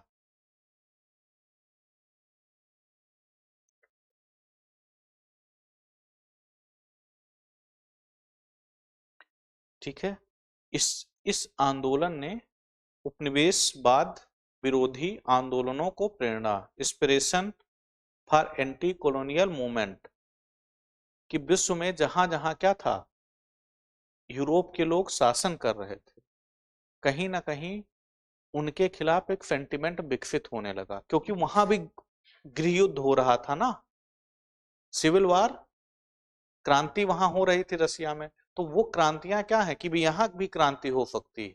और यहाँ जो साझा शत्रु की अवधारणा है, कॉमन एनिमी, तो भारत में कॉमन एनिमी कौन है सबका? अंग्रेज हैं। हम हम जो है ब्राह्मण क्षत्रिय वैश्य शूद्र हैं, हम आपस में लड़ते हैं, लेकिन पहले अंग्रेजों को भगाओ, हम आपस में लड़ते रहेंगे। ठीक है, तो जो साझा शत्रु की जो भावना थी, उससे क्या था, मुक्त करना था। तो हर जगह ये सेंटिमेंट कि यार बताओ, रसिया वाले अपने यहाँ क्रांति कर लिए, हम लोग कुछ कर ही नहीं पा रहे हैं, तो हम लोग भी क्रांति करते हैं, अंग्रेजों के खिलाफ करेंगे, जो साझा शत्रु होगा उसके खिलाफ करेंगे, जाहिर सी बात है। तो ये क्या करती थी, मोटिवेट करती थी। यहाँ के जो क्रांतिकारी हैं वो इन आंदोलनों से सीखते थे, कि रसिया की क्रांति वो पढ़ते थे कि क्रांति में फला लीडर था, उसने ऐसा किया था, तो उनसे इंस्पायर्ड होते थे। तो वो सेंटिमेंट कहीं ना कहीं इसने विकसित करने में रोल प्ले किया था। ठीक है, और लिखो अगला, global workers and socialist movement, वैश्विक श्रमिक और समाजवादी आंदोलन।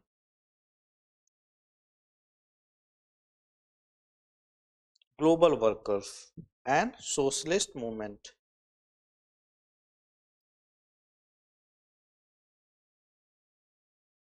अब global workers and socialist movement का क्या मतलब हुआ? ग्लोबल वर्कर्स, वो क्या कहता कार्ल मार्क्स, दुनिया के मजदूरों एक हो जाओ। तो मतलब वो नहीं कहता कि यूरोप का मजदूर, एशिया का मजदूर, कहता दुनिया के मजदूरों एक हो जाओ। तो सबको वो क्या करता है, एक साथ जोड़ लेता है ना, तो ये कॉन्सेप्ट आता है। फिर आप देखेंगे कि वहां समिट होती हैं, सब समिट होती है, बैठक होती है, रूस में हो रही, कभी चाइना में होगी। उसमें क्या होगा, दुनिया से जो लीडर्स हैं, मजदूरों के जो लीडर्स हैं, वो वहां बुलाए जाएंगे, वहां सिखाया जाएगा कैसे तुम्हें इंडिया में क्रांति करनी है। तो वो कॉन्सेप्ट क्या होगा, विकसित हो जाएगा। वहीं से कहीं ना कहीं भारत की तरफ समाजवादी आंदोलन जो चलेगा वो मेंटेन होगा। आजादी के टाइम आप मॉडर्न इंडिया पढ़ोगे तो उसका प्रभाव यहाँ दिखाई देता है, ये सब वहां होगा। ठीक है, तो global workers and socialist movement, तो सोशलिस्ट मूवमेंट क्या होगा, भारत में आपको दिखाई देगा। सुभाष चंद्र बोस हो गए, नेहरू हो गए, चंद्रशेखर आजाद, ये क्या नाम है, भगत सिंह हो गए, ये सब क्या थे, समाजवादी लीडर्स ही थे ना। ये भी यहाँ के क्रांतियों से प्रभावित थे। लेकिन एक तरीका था कि किसी ने एक्सट्रीमिस्ट तरीका अपनाया कि हम हिंसा के द्वारा आजादी प्राप्त करेंगे। कोई गांधीयन रूल पर चला गया, कोई गांधीवादी विचारधारा के आधार पर स्वतंत्रता चाहता था, तो उसमें नेहरू हो गए। कोई संघर्ष के द्वारा चाहता था, तो वो सुभाष के साथ चला गया। दोनों समाजवादी थे। समझ पा रहे हो कि नहीं चीजों को? तो कैसे अंतर होता है, कोई भगत सिंह बन जाएगा उसी में।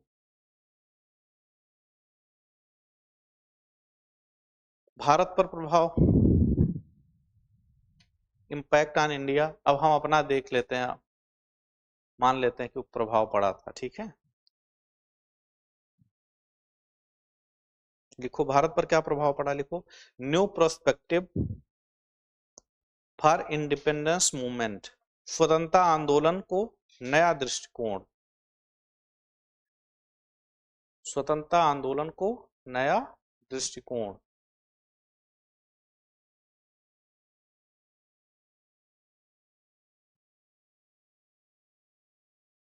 New prospective for independence movement,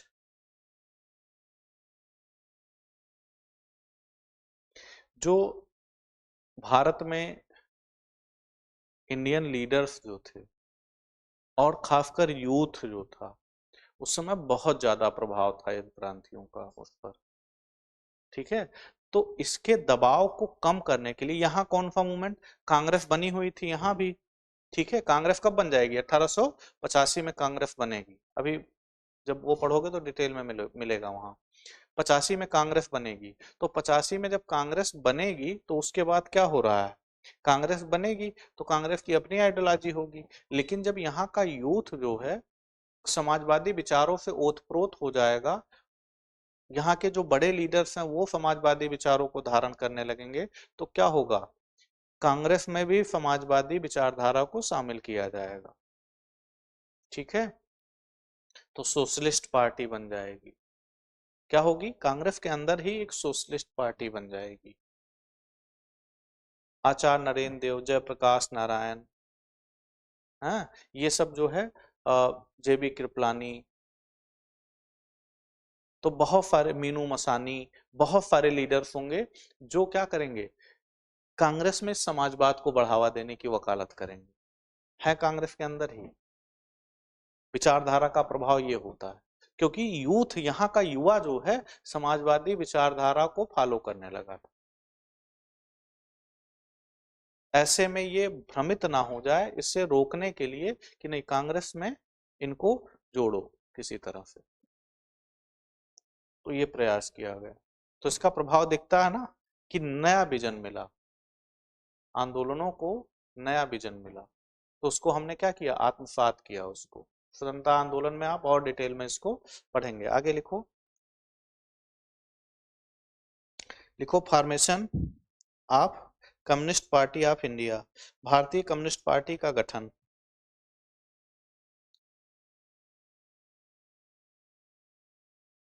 रूसी क्रांति के प्रभाव के परिणाम स्वरूप क्या हुआ, भारत में कम्युनिस्ट पार्टी ऑफ इंडिया का गठन हुआ।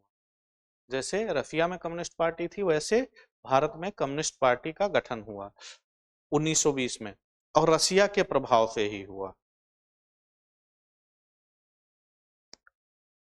ठीक है, ये लोग क्या करते थे, श्रमिकों का मुद्दा उठाते थे, किसानों को मुद्दा उठाते थे। ये लोग रशिया में जो बैठकें होती थी उसमें पार्टिसिपेट करते थे। भारत में कई पार्टी जो है जो कम्युनिस्ट आइडियोलॉजी की थी, कई पार्टियां उस समय बनाई गई। वो अंग्रेजों पर दबाव बनाते थे, कई तरह की चीजें हैं, अंग्रेजों पर भी दबाव बनाते थे, कभी इनका कांग्रेस से विवाद होता था, लेकिन बहुत सारे लीडर, बड़े बड़े लीडर इसमें शामिल थे। ठीक है, और लिखो strength to peasant and workers organisation, किसान और मजदूर संगठनों को बल।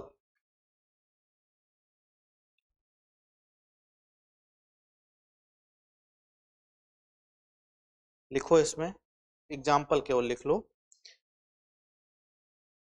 Strength to peasant and workers organisation.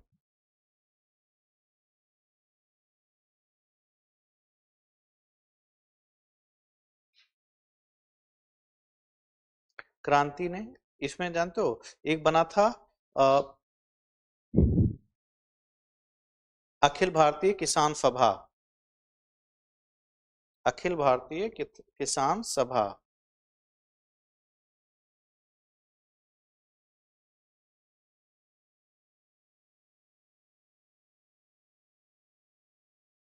All India किसान सभा, और ट्रेड यूनियन, ट्रेड यूनियन, और कौन बना, ट्रेड यूनियन,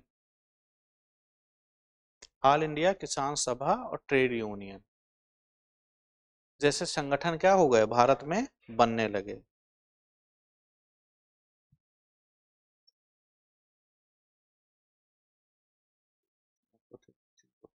लिखो, influence on Nehru and socialist policies, Nehru और समाजवादी नीतियों पर प्रभाव। अगला,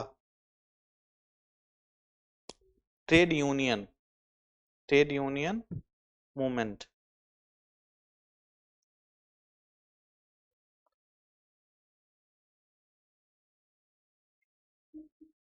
लिखो, influence on Nehru and socialist policies, Nehru और समाजवादी नीतियों पर प्रभाव।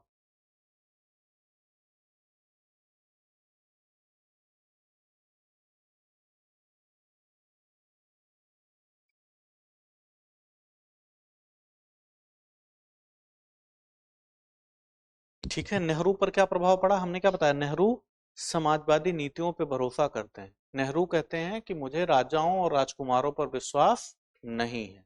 वो भी हमने क्या बताया, वो सोशलिस्ट लीडर थे, वो सोशलिस्ट लीडर थे। वो गांधी के प्रभाव में आकर क्या हुआ कि अब गांधीयन प्रिंसिपल को फॉलो करने लगे। मूल बात यह है कि गांधी को जब लगने लगा कि ये जो स्वतंत्रता आंदोलन है, देखा गांधी ने कि यूथ जो है बहुत रोल प्ले कर रहा है इसमें, और गांधी को ये लगता है ऐसा ना हो कि मूवमेंट अलग दिशा में चला जाए। तो गांधी को दो व्यक्ति दिखे जिनके साथ यूथ था, युवा जिनके साथ था, और उसमें कौन था?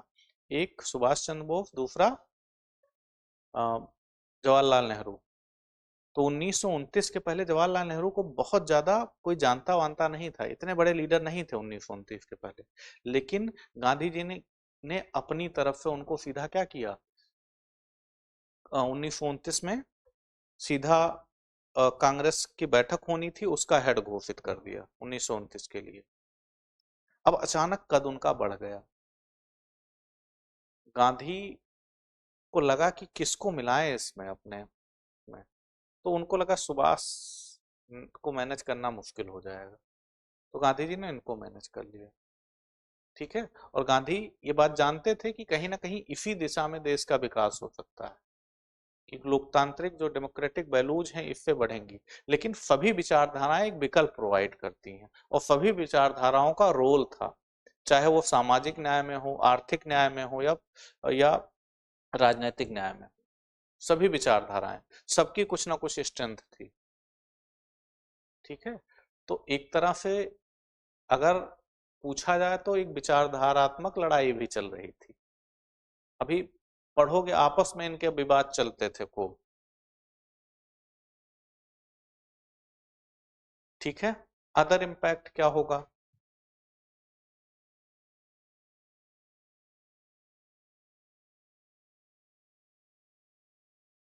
अदर इम्पैक्ट लिखो, सोशल ट्रांसफॉर्मेशन। अदर इम्पैक्ट, अन्य प्रभाव। अन्य प्रभाव में क्या लिखोगे? Social transformation.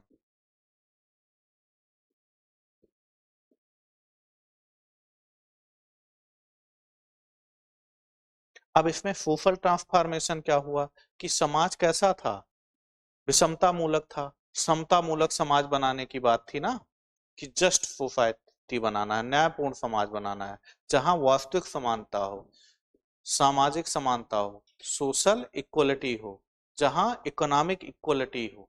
तो जब इस तरह का विचार आएगा तो समानता को बढ़ावा मिलेगा ना, राइट? तो ये क्या कर रहा है? यही तो सामाजिक परिवर्तन है। सोशल ट्रांसफॉर्मेशन क्या है? यही है। हमने क्या बताया था कि पहले समाज कैसा था? वर्ग आधारित समाज था, पहले जाति आधारित समाज था। वो किसमें, जब पूंजीवाद आया तो किसमें कन्वर्ट हो गया?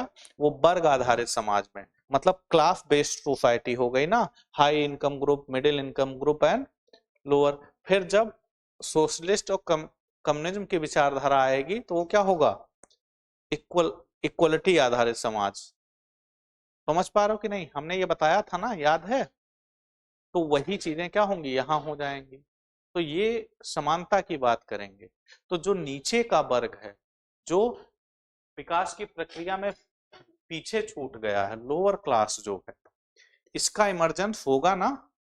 जब ये मूवमेंट चलेंगे तो इसका इमरजेंस होगा, इनका अपलिफ्टमेंट होगा, या इनके अपलिफ्टमेंट के लिए क्या होगा? आवाजें उठाई जाए। क्या समझ पा रहे हो? तो सोशल ट्रांसफॉर्मेशन हुआ, सामाजिक परिवर्तन दिखेगा कि नहीं? इससे दिखेगा, क्योंकि जो समाज में पीछे छूट गए हैं वो उनकी आवाज उठा रहे हैं। अलग बात है, कोई लीडर होगा, उसका अपना इंटरेस्ट होगा, कोई लीडर होगा उसका अपना इंटरेस्ट होगा कि नहीं, मुझे इनको ऊपर उठा के, उठाने की आड़ में अपने हित को साधना है। वो होता है, हमेशा होता है। ठीक है। लेकिन हो सकता है ये यहाँ ना पहुंच पाए, लेकिन हो सकता है यहाँ पहुंच जाए। हम्म। कोई नेता नया आता है अगर, तो क्या करेगा? हम आएंगे तो फिर सबका कल्याण हो जाएगा, ये हो जाएगा। उसके बाद पता लगा जनता वहीं बैठी है, अपनी 10,000 करोड़ की प्रॉपर्टी बन गई, तो कहाँ सामाजिक न्याय हुआ? ठीक है, लेकिन कुछ ना कुछ हद तक सुधार होता है, एटलीस्ट अवेयरनेस आती है, हम अपने अधिकारों के प्रति हमारे अंदर चेतना आती कि नहीं, सही बात, जो बात वो मुद्दे उठा रहा है वो सही बात, वहां तक नहीं पहुंचाएगा क्योंकि उसको खुद पहुंचना है कहीं। इसी को कहा जाता है कथनी और करनी में फर्क होना। लेकिन एटलीस्ट जब वो अवेयरनेस हमारे अंदर आती है तो वो हमें कुछ सुधार की तरफ जरूर ले जाती। तो इन आंदोलनों ने भी यही किया, इन विचारों ने भी यही किया। ठीक है, और लिखो इकोनॉमिक अल्टरनेटिव, आर्थिक विकल्प।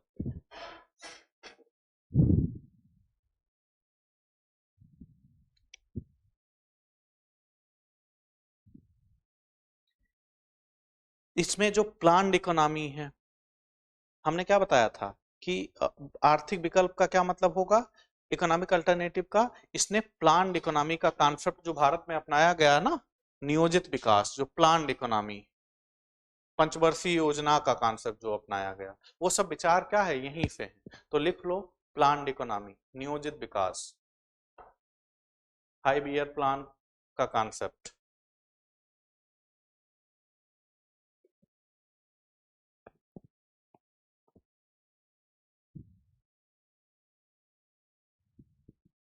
ठीक है, तो प्लान्ड इकोनॉमी हमें कहाँ से मिला, यहीं से मिला कहीं ना कहीं, जिसको हम अपनाते हैं। समझ में आ रहा है? यूरोपियन जो कॉन्सेप्ट है, जो क्या कहते हैं, जो पूंजीवाद का कॉन्सेप्ट है, वो क्या है, वो मार्केट ओरिएंटेड इकोनॉमी, कि सब कुछ क्या हो, बाजार की शक्तियां तय करें। बाजार की शक्तियां क्या है, डिमांड, हाँ, डिमांड एंड सप्लाई।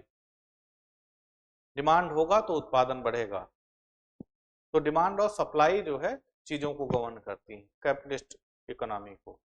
और यहाँ क्या है, हमने क्या अपनाया, प्लान्ड इकोनॉमी। ठीक है, तो एक विकल्प मिला ना, हम आजाद किससे हो रहे थे, पूंजीवादी आइडियोलॉजी से, और हमने अपनाया कौन सी आइडियोलॉजी, प्लान्ड इकोनॉमी, समाजवादी आइडियोलॉजी हमने अपनाई। हमें जो सही लगा वो हमने अपनाया, कि हमारे परिस्थितियों के अनुरूप कौन सा सही होगा। तो हमें प्लान्ड इकोनॉमी ज्यादा सटीक दिखी, क्योंकि अभी हम पूंजीवाद अपनाने के पक्ष में नहीं थे, उस समय ऐसी परिस्थितियां भी नहीं थी कि उसको इस लेवल पर अपनाया जाए। आज हम दोनों को फॉलो करते हैं। ठीक है, तो उस समय हमने प्लान्ड इकोनॉमी अपनाई थी। अगला, cold war and arm race, शीत युद्ध और हथियारों की दौड़। Cold war and arms race.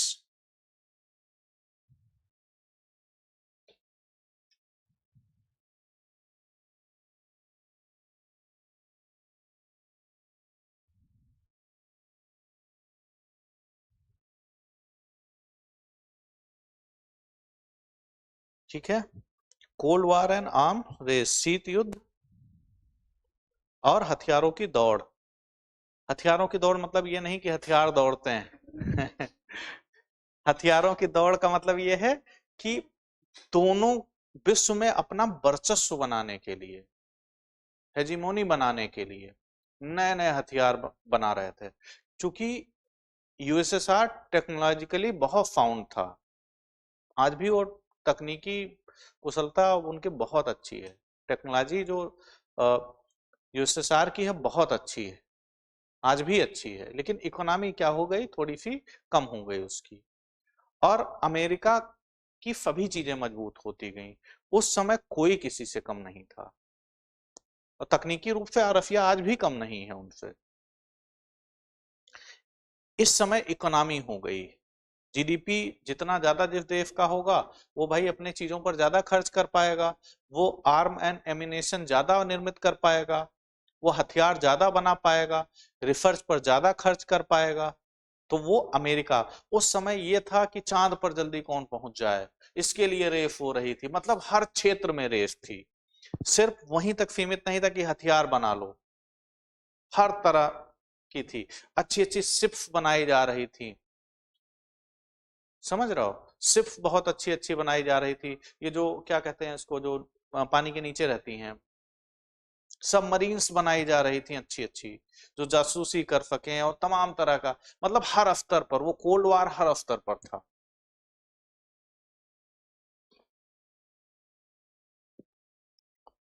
ठीक है, तो इसने इन चीजों को भी कहीं ना कहीं बहुत ज्यादा बढ़ावा दिया, क्योंकि डिफरेंस क्या था, आइडियोलॉजी का ही था।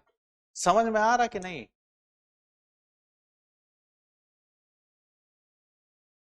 अब एनसीईआरटी पढ़ के आना, डेली उसको एक बार एक चैप्टर पढ़ा करो, फिर फिर दूसरे दिन फिर वही चैप्टर पढ़ो, 2-3 बार पढ़ोगे तो एक लिखने की समझ विकसित होगी। अभी मैं पढ़ा दूंगा, तुम लिख नहीं पाओगे, मैं जानता हूं ना इस चीज को, क्योंकि कभी वहां मैं भी बैठता था। हाँ? लेकिन हाँ, बार बार पढ़ोगे तभी भाषा बनेगी आपकी। ठीक है, चलो जाओ फिर।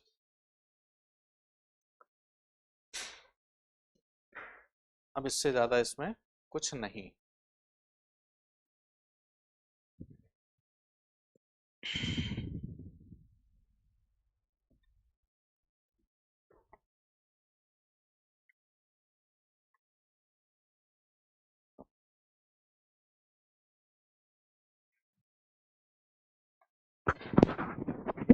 और कोई बात, कोई सुझाव,